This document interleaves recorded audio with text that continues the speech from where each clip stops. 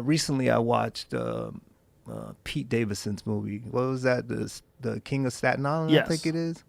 It was the first time in a popular movie where a hero used cocaine, and he was still a hero.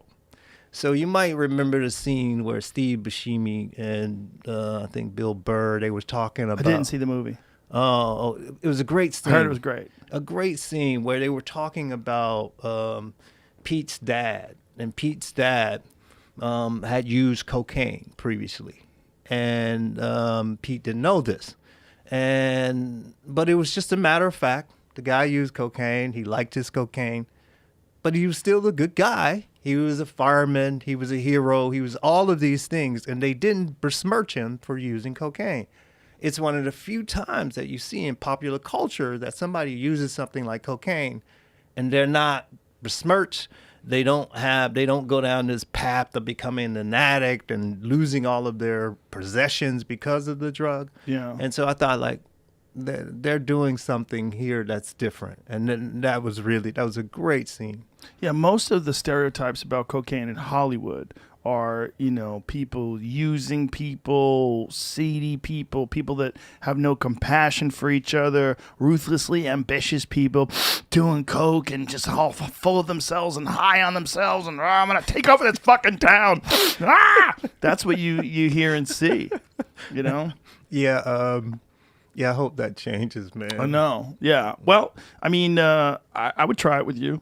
Yeah. I would try it. Yeah, all right. Especially listening to you and knowing you probably get the real shit. Yeah. I just, I avoid things that make me confident. I'm not interested in that. I'm confident enough. I'm plenty confident. I like things that scare me. That's why I like marijuana so much. I do. People think I'm kidding. I'm not. I like the paranoia. I like freaking out because I always come out of it at the other end with some sort of a lesson. Because I think sometimes we can shield ourselves from things that we're really worried about, or shield ourselves from concerns that we have, or even from ruthlessly introspective thoughts that come with high doses of marijuana. And that's the thing that freaks a lot of people out.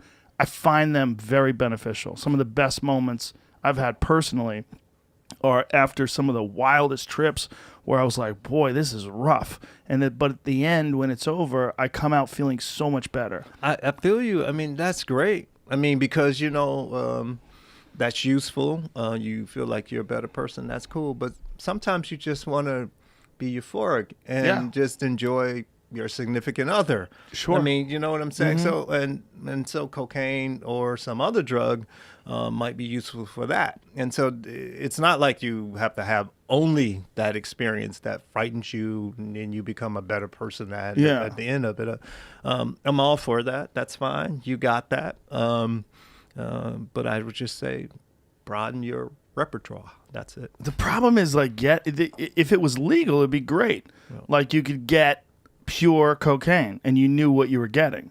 But if you're getting cocaine in Austin, Texas, you're probably getting it from some sketchy dude who is also selling a bunch of other shit. And, I mean, I'm imagining. I've never tried to buy it. Yeah, but, two things here.